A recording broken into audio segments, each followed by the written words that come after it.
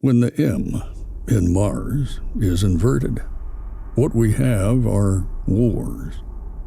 The positive male, the negative female, not the gender, but the force. Conflict is permanent in the third dimension. A conflict about the mineral realm, the viral world, the bacterial world, the animal kingdom. The thing we call war in our own world, between men or countries or other imaginary things. Here, in this package called body, we have these little battling atoms. Atoms. Adam. How appropriate. Those restless, microscopic molecules with the namesake of that divine boy who was himself so restless as to look beyond the walls of paradise, produced a stirring and whirring far beyond the typical heat of passion. When the faculties inside circle the wagons, that great red chariot of Mars, pulled, they say, by horses named Fear and Panic. Panic. That can't be right. I can accept Fear as a horse which pulls the chariot of the warmonger Mars.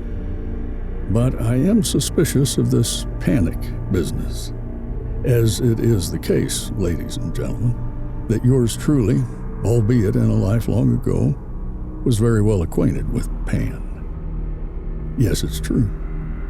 Perhaps a story for another time, but I can surely attest. Pan, that gorgeous he-goat, would not under any circumstances pull a chariot, and especially not for a warlord. He would much sooner loosen a wheel to send it from a cliff before pulling it in any service of the agenda of another entity, no matter how divine. Anyway, where were we? Oh yes, war. This overheating of the organs and the skin, the blistering, this battle in the blood, the rallying, the catchphrases, the sloganeering. Oh yes, the sloganeering.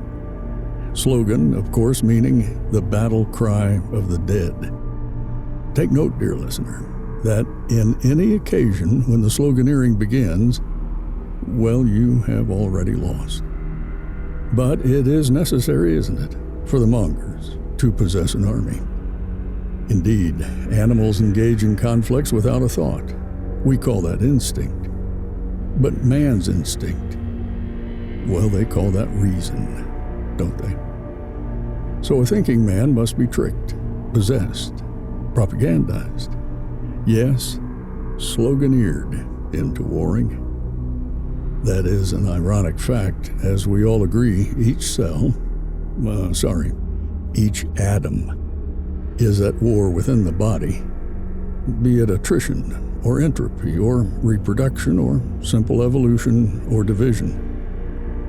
Molecular war within is the norm, lest we attain a grasp on our bodies and order ourselves. However, what we have here is no such thing. What we have here is delirium. Do you hear that? Yes, I've heard it all along. Hard to think a thought without its interruption. But do you hear it? Wow, what a relief.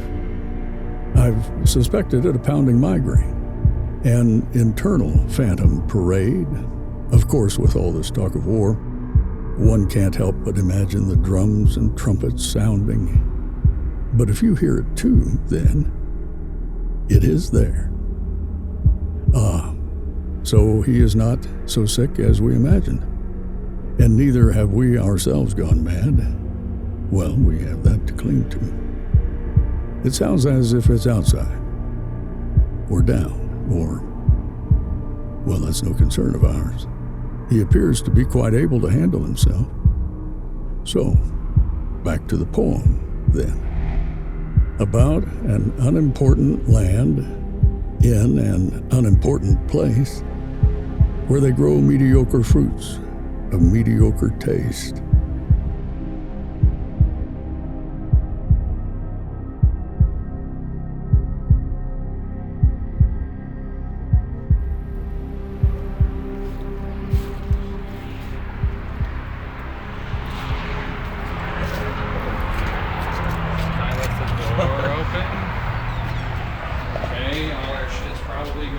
This guy's fucking awesome.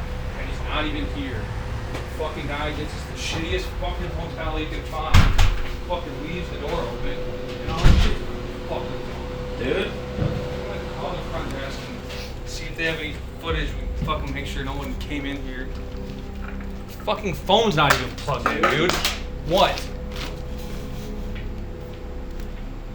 What the fuck did this guy do?